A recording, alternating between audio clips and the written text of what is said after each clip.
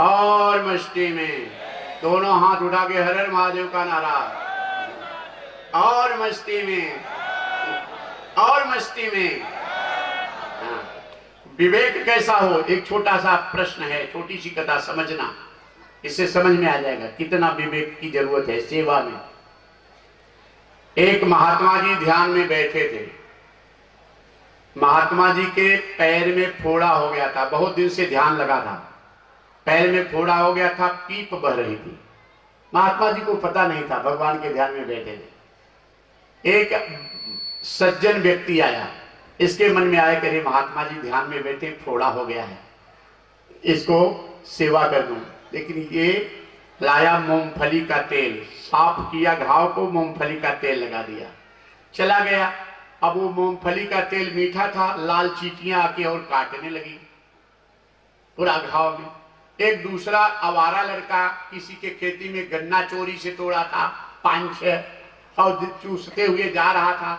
देखा कि वाह वाह वाह, खूब ढोंग करके बैठे हो।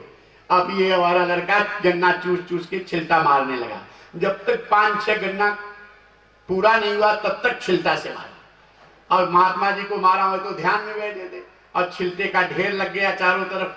तो लाल चींटियां जो घाव पे काट रही थी वो गन्ने के छिलटे में चली गई। तो प्रश्न उठता है कि किसको पुण्य दिया जाए, किसको पाप दिया जाए।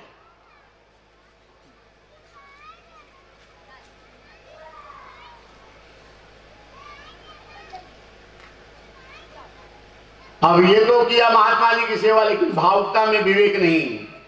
सेवा का अर्थ होता है जिसकी सेवा करो उससे उसको सुख पहुंचे, वो सेवक सच्चा।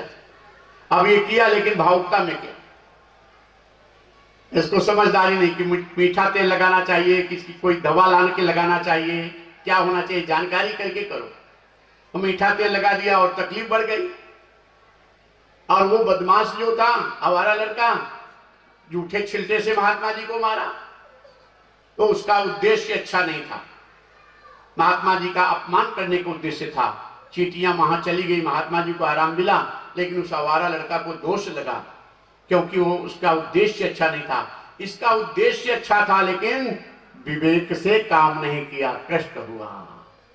उद्देश्य तो अच्छा था, से अच्छे उद्देश्य के लिए भी सेवा में बड़ा सावधानी से करो, ये सत्संग में सीखोगे, ऐसे नहीं।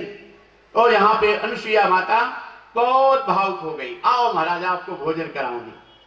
तीनों देवता साधु के वेश में कहे, माते हमारी शर्त है, तू भोजन बना के भोजन कराएगी, और भोजन परसते समय तेरे शरीर पे कोई वस्त्र नहीं होने चाहिए। क्या साधु को भोजन कराएगी?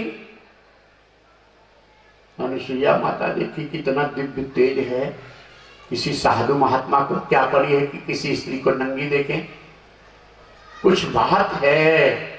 और तुरंत पतिव्रता नारी अनुसुईया माता ने गंगा जल उठाई। हे सर्वदेवगण, तीर्थगण, कर्मों के साक्षी सूर्य भगवान, यदि सच्चे पतिव्रत धर्म का पालन की हूं तो गंगा जल पीते मुझे पता चल जाए कि तीनों साधु कौन है, ऐसी शर्त क्यों रख रही, इतना दिव्य तेज, कुछ बात है।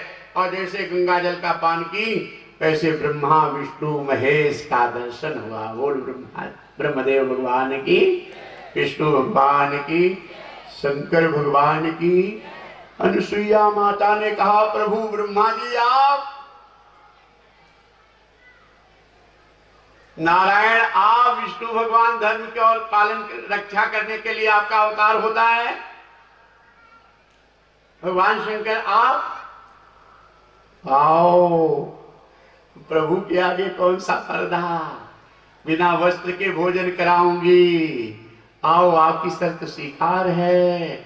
और फट से गंगा जल उठाई। हे सर्वदेवगण, हे तीर्थगण, कर्मों के साक्षी सूर्य भगवान, सच्चे पतिव्रत धर्म का पालन की हूं कि गंगा जल स्पर्श होते ही ये तीनों साधु 6-6 महीने के नंगे बालक हो जाएं।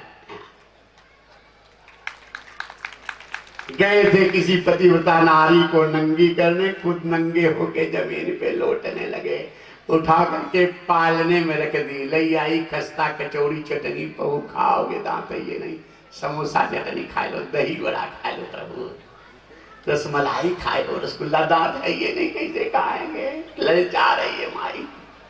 मैया अनसुईया ने